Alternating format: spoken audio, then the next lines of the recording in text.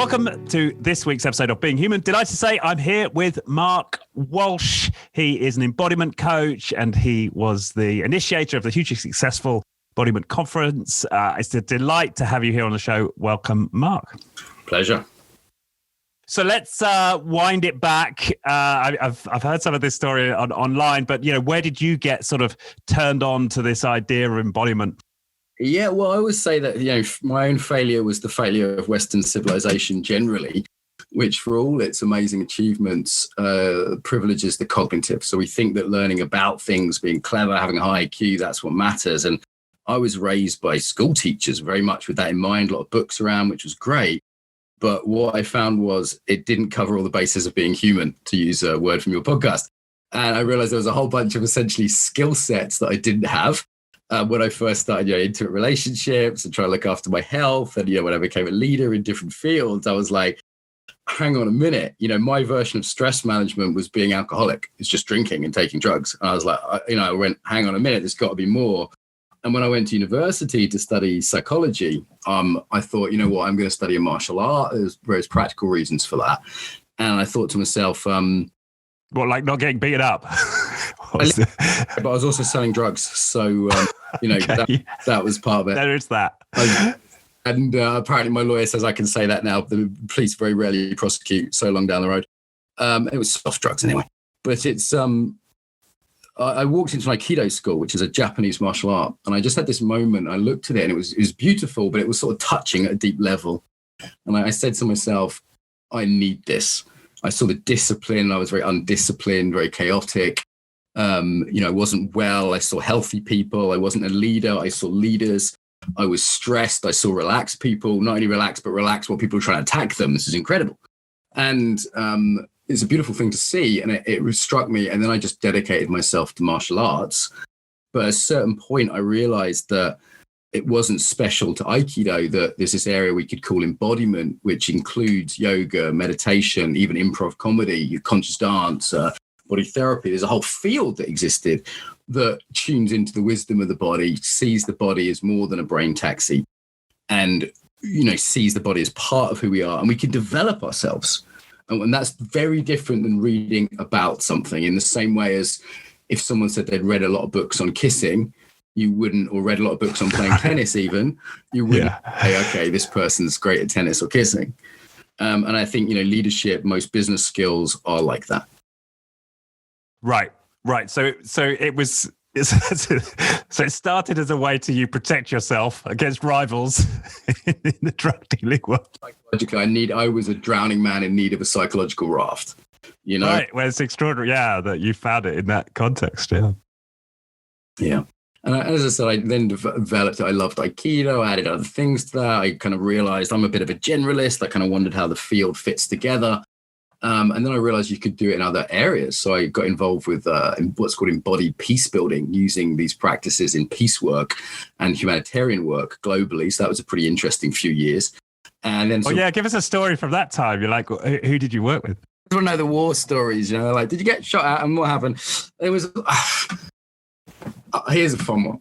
Okay, so I was in a Middle Eastern country for 24 hours where we were in the Hilton in this capital city of this beautiful Middle Eastern country.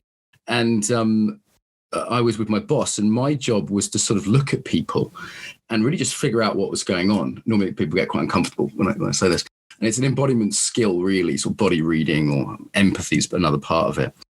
And I realized some shady stuff was going on. And also I realized that my boss almost accidentally had someone killed, because my boss said, we've got a problem with this guy into sports stuff. Can you fix it? And this government minister who was there, who went to university with this guy and owed him favors apparently from years back, said he looked at his wife, who looks like Cleopatra, and he just says, I'll sort that out for you. And then the dinner continues, and it's very pleasant and civilized, more wine, but I caught it and I went, that wasn't good. So I said, I need the toilet. Don't you need the toilet? And I said to my boss, who I won't name, let's call him John. And he went, no. I went, yeah, you do. And because you've got a weak bladder because you're old. He went, yeah. And so he cottoned on and went to the toilet. And I said, that guy's going to have him killed for us. You need to fix that. And that was an example just of catching something, which there in the moment. I mean, that's one of the more extreme stories. I can give you more, but well, yeah, that's a snapshot which shows how being tuned into your own body and other people's can be very helpful.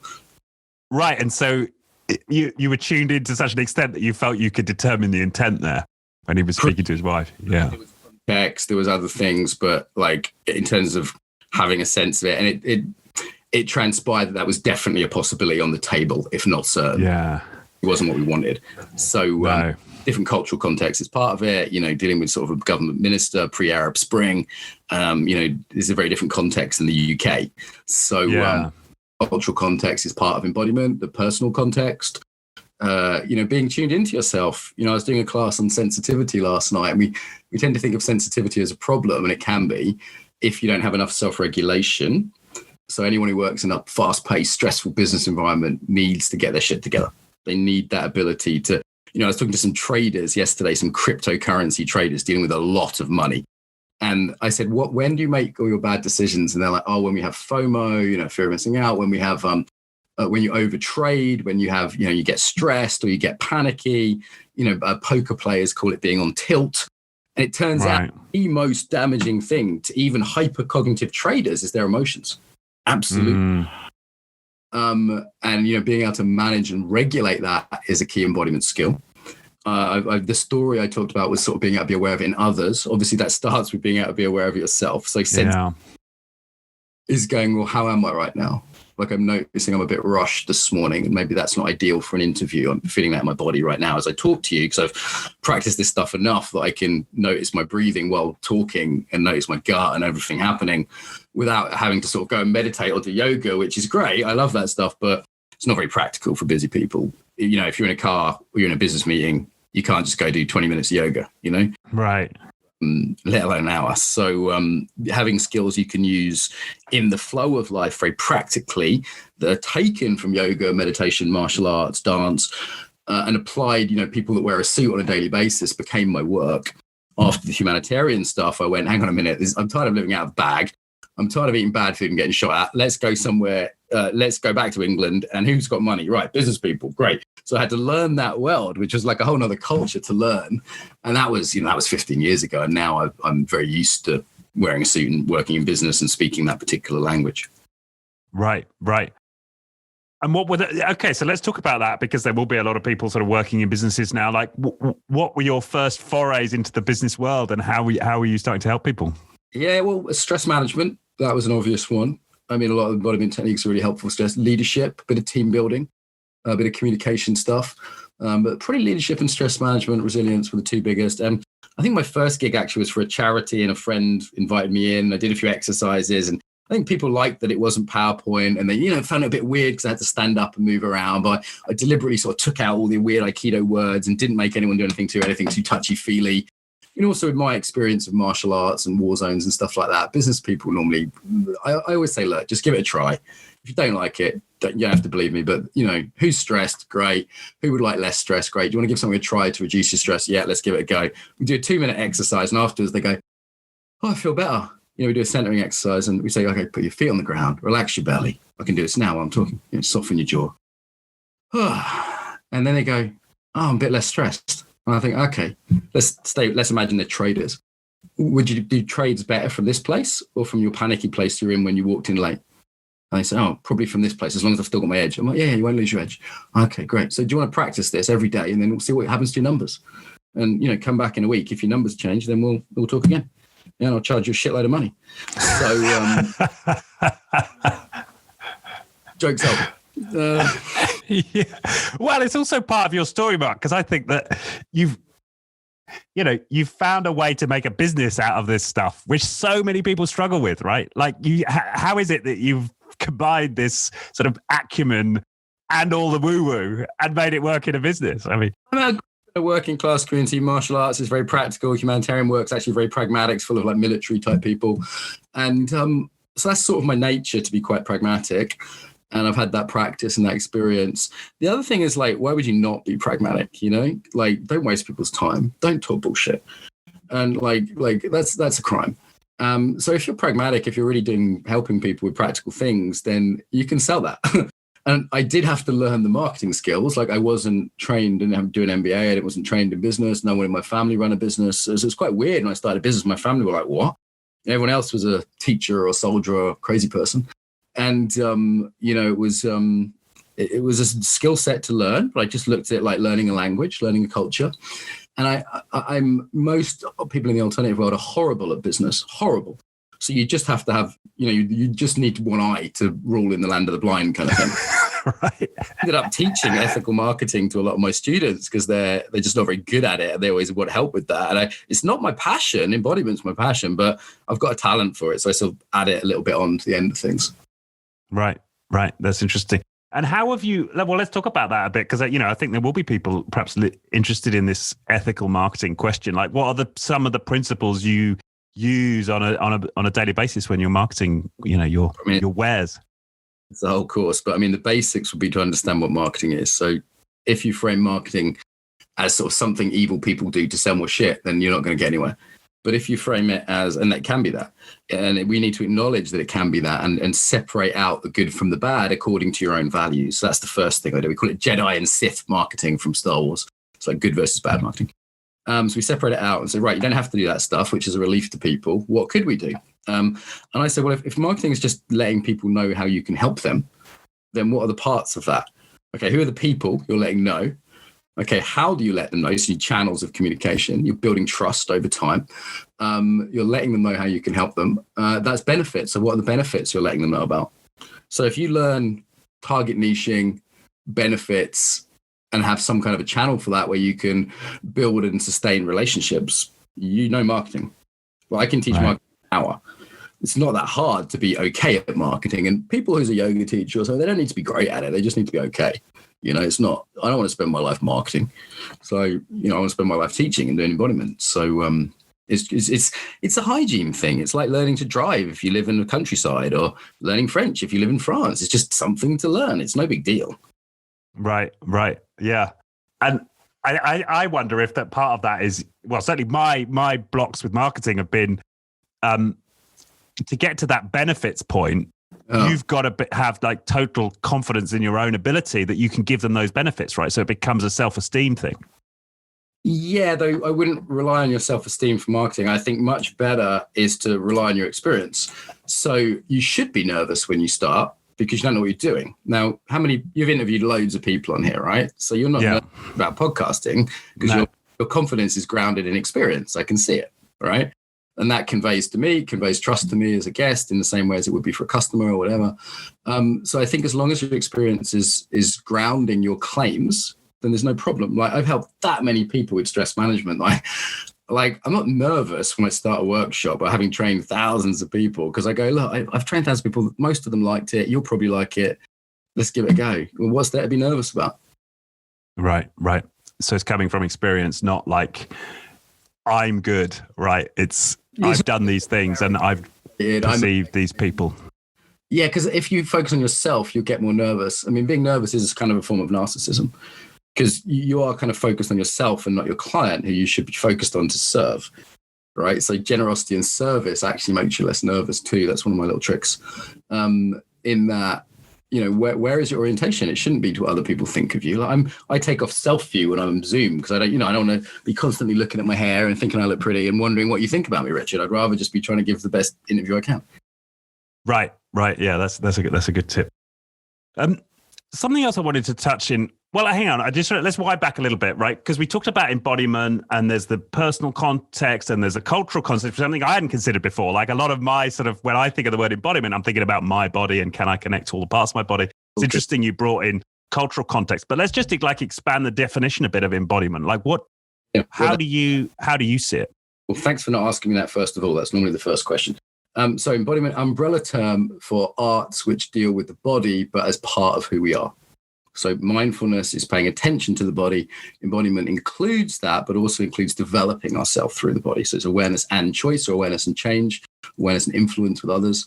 So it's an umbrella term. You can think of it as a type of intelligence with different skill sets. And I kind of actually walked through some of those earlier, like self-regulation and empathy and things like influence, those kind of things, self-awareness. They're the four main ones. And simple definition would be the subjective view of the body. So we could get very philosophical about what it is to be a subject. The body is I, not it. So generally, a general cultural background in the Western world would be to see the body more or less as an object, which doesn't really make sense because you're very upset when you lose your arm because it's part of you, right? You understand that it's not really about if someone's tall or thin or in shape or whatever. That's the body as object still. It's not about if you're dieting or whatever, but how you live in your body. A dog has an intuitive sense of this. I met a cat on the street last night and the cat was like, can I trust you? Are you safe? Will I let you stroke me? Kids have a very intuitive sense of this, that they understand that when they see someone, they're seeing life history, they're seeing a disposition. We used to call it character, a very old-fashioned word, but I think it's a nice word. We're looking at character when we look at people's posture and breathing. We're not just looking at we're not looking at a mechanical device that transfers their brain around. I mean, your nervous system is totally distributed. It's not just in your head. Right. So that's part of it. But then you mentioned earlier cultural context. So how does that link in? We're always embodied in our environmental, cultural, and situational and relational context. So let's break that down. So we grew up in, I guess, the UK as well, Richard. I'm currently just north of Cambridge. I grew up near here as well. Me too. Whereabouts? I'm in a place called Waterbeach, which is just a little bit north of Cambridge. Paris, and I grew up in Soham. So really. Oh wow. Okay, close. That's the middle of nowhere. If anyone's listening, it's like the Alabama of England. So there's a particular embodiment to place, and we can't break it down by a country. Like the Fens region there has its own particular, and it's sort of for walking on the swamps, of East Anglia. So there are different embodiments based on different locations, and the physical environment affects that. Like we've all walked into a cathedral and felt uplifted, or got into a cave or a cellar and felt kind of denser. We've all enjoyed being in the woods and felt more relaxed because we're sort of eco-regulated as well as self-regulated and co-regulated. We're also in a relational context. Right. Hang on, just to put, so eco-regulated, self-regulated, co-regulated. So is that presumably the others around us? Yeah. We're nervous systems designed, we're social animals designed to interact. So assuming someone, like in this situation, basically friendly situation, right? It's relaxing. It's pleasant. We like other people. That's why lockdown's hard. That we go crazy without other people. Solitary confinement is a form of torture for a reason. It's outlawed by the UN, right? Because it's weird. Yeah. Have you seen those photos online of the women in care homes, right? Like the before and after lockdown. It's horrific, right? Imagine that it negatively impacts people's well-being hugely. And I'm not an expert on the virus and COVID, so I don't speak about that, but I can speak about co-regulation, which is that we need each other. We absolutely need social interaction, preferably movement together. Most cultures dance and sing together. That's most of the African cultures I've been to just do that normally every day. Even Southern European cultures are much better at eating together, socializing. You see all the grandmothers with the grandchildren out in the streets in Spain and Portugal, Greece, places like that. So it's actually weird what we're doing in Northern Europe. It's a weird experiment, and COVID has just made that experiment more extreme. So we're co-regulated, and people in business need to get this, that your team's performance is really based on sort of how much they feel they belong and how safe they feel and how much they like each other. There's a few factors. And if that's not there, people are in that fight or flight response where they're just not operating at their best. I mean, that's not a good state. It makes you stupid, mean, and uncreative. Scientifically proven, that's not an opinion. Yeah, it's very easy to prove yourself. You can think about last time you made a mistake. Were you stressed? You probably were. Last time something mean, were you stressed? You probably were. Last time you were stuck for ideas, probably stressed. Like this, don't believe me. This is most people's experience. Where do you have your best ideas? Where do you have your best ideas, Richard? Bet I can guess. Shower. Of course. Why? You're moving, you're relaxed, you're feeling your body.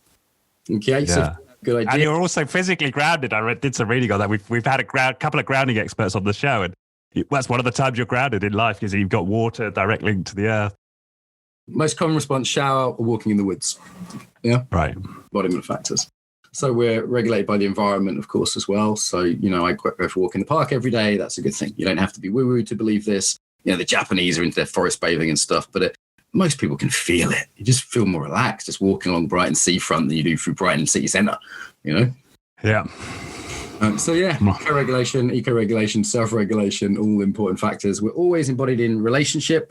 So me and you are having this is an interview, right? So you're not the same when you're not podcasting is when you are. Right. So if I spoke to my wife like this while we're having dinner, it'd be a bit weird because there's a context, right? Environmental, cultural, how English I'm being right now, how Irish I'm being. That's also in my cultural context. I've got an Irish background, intergenerational Irish trauma I was working with the other day. There's lots of stuff going on. And my life's work has been to pick it apart, to sort of put all the pieces out on the table, to find experts. Like when we did the conference, we found experts in all these different fields, I trained I wrote a couple of books on this kind of stuff. If people want to more, I'm speaking quickly and it's fairly random podcast, but there's, it's laid all out very neatly, exercises to develop each skill set and mapping this stuff because it's sort of intuitive, but it's not well mapped in a clear way. And in my own life, my own journey has just been to just get better at this stuff. I'm not a natural at this. I'm a very heady person. Right. You mentioned trauma, intergenerational trauma. And that's one of the things I appreciate about following your work is that, you put an emphasis on trauma. And for me, it's, the most bang for buck I get in terms of any self-work is trauma release and healing from trauma. Like, bar none, it's given me the biggest benefits in my life. So the fact that you highlight that, I think, is really important. Yeah, it's a fashionable subject, and I think rightly so in a way, because it's the sort of Western world's contribution to embodiment. Most of the practices of embodiment come from Asia, Japan, China, places like that. While there are indigenous trauma practices for sure about ritual and things like that, the modern trauma field is quite Western. And I think it wasn't around, in the time of Freud. It definitely wasn't around 200 years ago. It wasn't, if you look at how they treated, World War I traumatized people, we have come a long way, in 100 years, which is good. And it's, trauma's sort of become a bit overused. It's become a bit of a weapon to sort of wield at people sometimes. The downside when it gets a bit overdone, I'm traumatized. No, you're just upset, darling, calm down, And that overwhelm of trauma that leads to the making more permanent of the fight-flight response.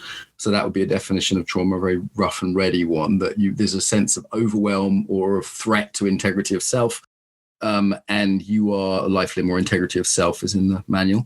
And in that point, you close down. You go from the normal fight or flight into a shutdown, a freeze. There's a whole neuroscience to this. People can look up Stephen Porges' work, for example, look up the science behind it. And, once you're stuck a little bit in that state of either freeze or fight or flight, we might call that hyperarousal. That's not good. I'll give you an example. Just there's the day-to-day stuff.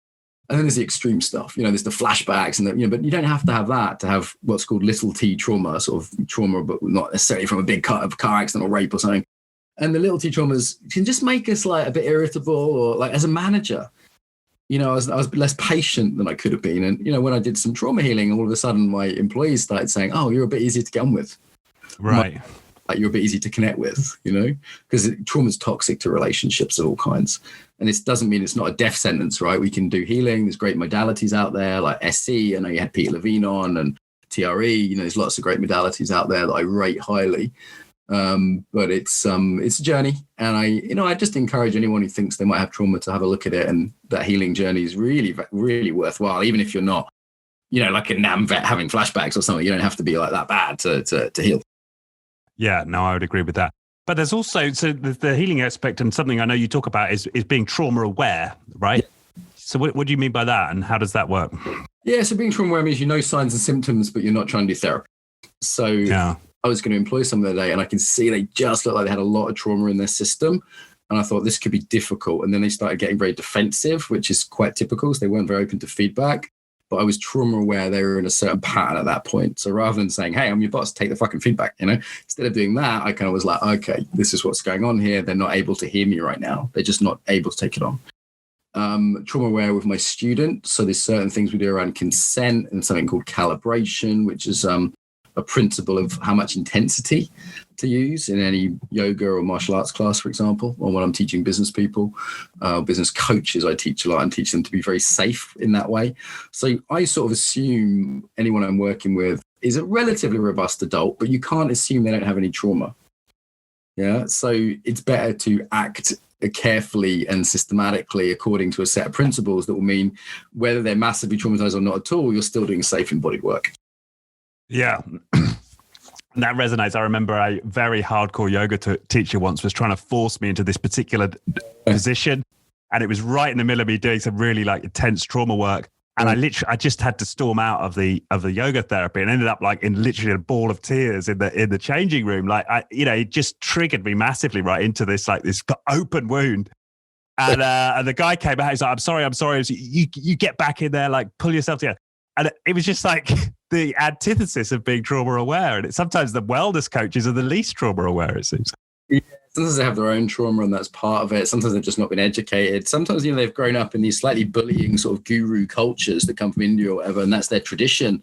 Most of the major yoga founders in the Western world were abusers, physically or sexually. And, most of them, like that's a shocking fact. And you can go on and Google this if you want to Google the big names. So you don't get a lawsuit. I won't name them, but Google them. You'll find them. And, that has been, unfortunately, some of the heritage there. And that's disembodying. So something that can look like an embodied practice like martial arts or yoga could be the opposite. Even meditation could be the opposite. It's if you're violating people, if you're forcing them to too much intensity too quickly, not respecting your boundaries in this case, that's just teaching you to be a victim. It's the opposite of embodies people. So it's very sad to me, and I'm quite fierce about this with my students. Like, it's really like, guys, come on, we can do better than this. And the embodiment world is learning. Like, we're way more trauma aware than we were 10 years ago, way more. Yeah, no, I think that's right. So I've used a real, an extreme example there, but you're saying as well, this can be brought into businesses and just in general interactions. You're spotting signs. Yeah, for sure. General management, general communication, intimacy, definitely in relationships, absolutely critical to understand for a good, if you want a nice sex life, you want a functioning marriage or whatever. Child rearing, I've got colleagues who use it in child rearing a lot. I've worked with a lot of kids, and it's definitely a useful thing to be able to spot and be aware of.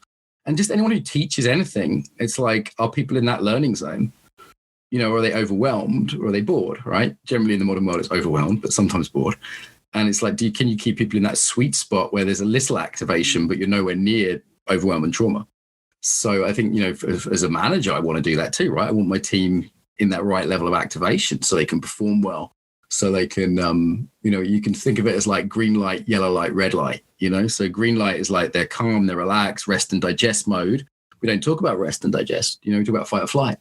But that's where I want my team most of the time. And then sometimes when we're hustling, we've got a sales deadline, or whatever, I want them in yellow mode. Yellow mode is, come on, wake up, pay attention, let's get on with it, right? But it's not traumatized, doing that flow state maybe of intensity, but with the challenge matching the skill level. And you can't live there, but it's a good place to go when you have a sprint, And I'd never want them in the red zone, which is overwhelmed and freaked out and, going to burn out, and I'm going to have to get new employees, and my churn rates. I mean, just from a business point of view, it makes no sense. Their performance goes down. I have to get new employees, and then the discretionary effort goes down. Otherwise, it makes no sense, aside from just being compassionate. So, that would be trauma-sensitive business management, we could say. Right, yeah, because you push people too much into the red zone, and all of their traumas are going to start potentially getting activated, right? And stop learning, they'll stop performing, they'll freeze up. They can't even hear you as a manager. Like, you're speaking, they're like just frozen, So if people are too freaked out and they lose their creativity, they just go back to their oldest patterns, which are, most not helpful. They argue with each other, so that takes time and energy. They get irritable. We've all done this. We've all been at work and got irritable because we're tired and overworked. Like, you don't have to be traumatized. You can just reduce your baseline to get into yellow and orange. Well, I had a fairly busy morning at work, working in the office and doing managerial stuff, not embodiment stuff, really. And, I'm kind of going into that yellow zone a little bit just from busyness. And now, luckily as an embodiment teacher, I can spot that and go, right, it's lunch break next. Take a full lunch break, have time to eat, go for a walk outside, talk to your wife. I can do all the regulation stuff to get me back into the green if I'm going to sustain this till, the rest of the week. Yeah. And what's interesting, you've touched on the three lenses of embodiment there, right? Go for a walk, right? That's the eco-regulation. Talk to your wife. That's the co-regulation and the self-regulation, right? Checking in with yourself. Whatever, right? But like even just, spending one moment feeling my feet in the middle of a meeting. For people that are in a meeting and they haven't got time to go to yoga, relax the belly. Sit up straight, but not tense. No one's going to have a go at you for that. You just look better. Feel your feet on the ground. Even sigh very gently under your breath. Like, let your peripheral... Practicing it now. Right now. Yeah. The belly stuff I do a lot, but the sighing I've not come across. Yeah, let your peripheral vision open up, so it's not just staring at a laptop, so you can see the whole room. Again, no one can see you doing that. So I talk about the awareness, breath, the eyes, because they're all very non-obtrusive if you're driving or in a meeting or whatever. So, it's great. I do yoga and meditation as well. I meditated this morning. It's good. That's good for changing your baseline. But in the moment, right, state, we call them centering. You'll go to YouTube and they put in my name and centering. They'll get loads of free videos on, different centering techniques like quick centering, slightly longer centering. So that centering is it's not the be all and end all. It's like you need to do the trauma work and other stuff. But the centering is one of the quick wins I teach in business. Every time I do a workshop, that's like top quick win. Yeah. I think this is important as well, that we don't, you're easing people into this path often, aren't you? You're not sort of marching in, okay, guys, let's do some trauma release, right? You're starting with really simple stuff. You've got to have some foreplay, Richard. Come on. Meet people where they're at, right? Speak people's language, talk about ROIs or KPIs or whatever it is, KFCs, talk about whatever. And know people's language, dress the part. Don't waif in like a hippie who's been dancing 5 rhythms for the last 5 hours, walk in solid and strong. Tell them, here's what's on offer. This is what you can get from it. Do you want to give it a try? And only you do still get 10% utterly unreasonable, arms crossed, bugger off, HR sent me here people. But 90% are going to give it a crack. Soldiers, doctors, lawyers, politicians. I work with everyone. For a few years, I was deliberately taking any job for free if it was with a new demographic. So I've worked in countries with almost every profession you could imagine, dentists, doctors, lawyers, you name it, because I would deliberately trying to say to myself, I want to prove that this can be done with anyone in any country. When you work with kids and Japanese business people, and I work with Russian gay people, I've worked in a circus in Ethiopia, once you've worked with your culture, you sort of go, okay, this stuff works. Right. Tell us about the circus in Ethiopia, Mark. It was fun, man. That was fun. So it was back in my humanitarian days. I was traveling the world doing Aikido stuff. And actually, I was doing a peace project in Cyprus with the United Nations that brought together people from warring countries. So it was like Serbs and Americans, and there was Iraqis and Israeli, Americans and Israelis and Palestinians and, Greeks and Turks, obviously. And there's this wonderful peace project using embodiment, because if we're speaking from a place of stress, we're not going to have a good conversation. So embodied work around peace is to help people regulate so they can actually talk and listen. Yeah. So I was there, and there was a guy from Ethiopia there, and he was kind of cool, and I liked his style, and we became friends. And he said, I'm the first person to ever do Aikido in East Africa. And, one visiting professor had given him 2 classes or something. And he said, will you come and teach us, live with us? And there was no money in it, but I just wanted an adventure. So I said, look, if you can get someone to fly me there and my living accommodation, and 3 meals a day, I'll do it for free for 3 months. And I went out there, and it was some charity paid for me, and it was a wild ride. I lived with the circus, and they were doing Aikido for themselves and for HIV awareness, and they were using it for street kids and in all sorts of cool ways. And that was with my friend Testify Teklu, who's now in California. If you're out there, Testify, salam no wendem. So that was Amharic. So yeah. Did you learn any circus tricks? I can just about do a handstand, which the yogis like, but no, it was incredibly depressing. I was surrounded by these incredibly muscly, slightly underfed young guys who were incredibly lean and strong and could do all sorts of crap. But, I did my job. I taught Aikido. So, now there's a thriving Aikido community all over East Africa. I was one of the first to be involved. Brilliant. I spent a bit of time in Tanzania, which is just south of Ethiopia. Teaching volleyball. I created one of the first volleyball courts actually in our corner of East Africa. It was quite fun. The first time, right? It feels fun. So, that was back in my adventure days. It's nice to have like crazy experience to draw on, when I'm working with soldiers or whatever. I met my wife working in the Ukraine with the military around trauma, and with therapists working with the military. So the gay community in Russia is really interesting. I've been involved with them for a while. It's a very different group, and they have kind of a rough time of it. And then, the business people, the high-level business people, I have the Russian oligarch clients who pay for me to do the gay work. They don't know that's what they're doing, but they're subsidizing it, basically. So it's, I like the breadth of it. And it's like the conference, I like the breadth of embodiment, Right, yeah. So you're clearly a man who likes adventure. I do. These days, I'm, a boring middle-aged man, but, I don't go anywhere that makes my mum or my wife worry these days. But it was nice to have that. I think in your 20s, you should do some crazy shit, I think it's a good thing to do. Yeah. Well, I know we've only got a few more minutes left here, Mark. But I've appreciated the chat here. Are there any topics, salient around embodiment that we've not touched on? Do you think is important for people to understand?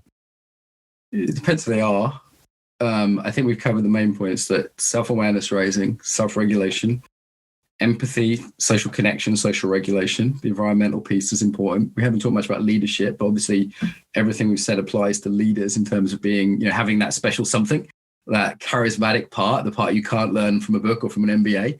And, I meet business leaders like, hello, I'm your manager. Welcome. Really? You're not going to inspire anyone, mate. Having fun with it is really important. Some people with embodiment take it very seriously. And I like to play with it because play is part of embodiment. Like kids are embodied in that way.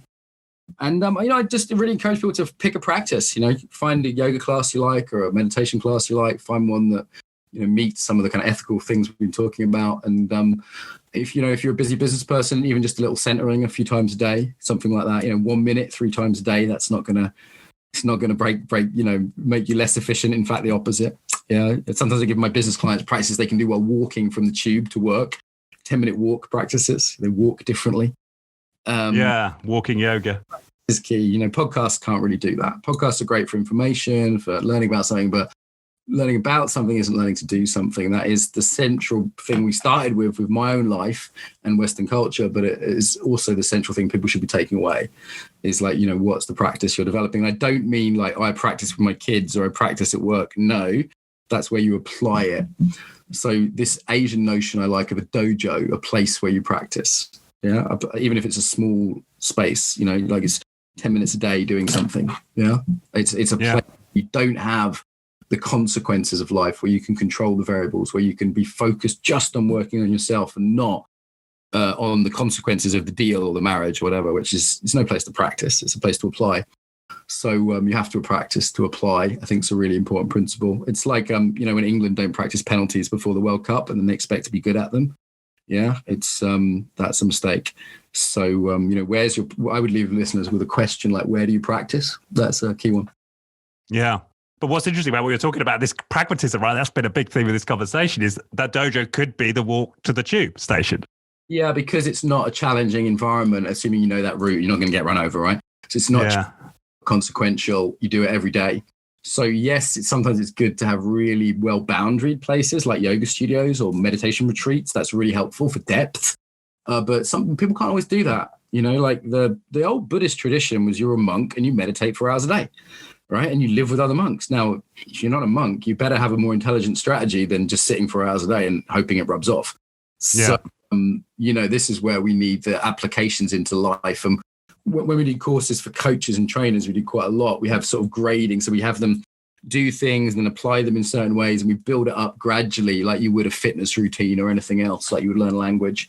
And having an intelligent sort of strategy for that it takes a bit more work. You need guidance around that. You need a course for that.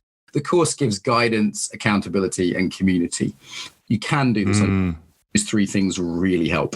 Structure, people to do it with, and support when you need it. Right. So let's end with that then. Where should people go? You've got the the embodiment coaching site, right? There's the conference. Like, where are you going to point people? So I've got a podcast. People like podcasts. Just put embodiment into iTunes. You can put embodiment into Amazon for my books. There's one for general public, one for coaches.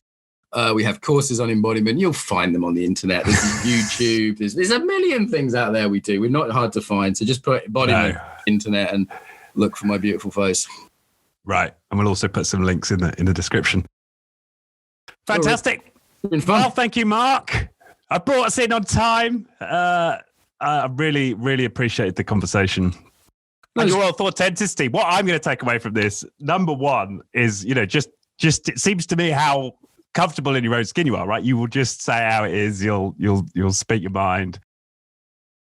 For me, it's like, for me talking about embodiment and these embodied practices, I've done enough of it personally and with clients that it's not a weird thing. It's just like my mum talking about how to make soup.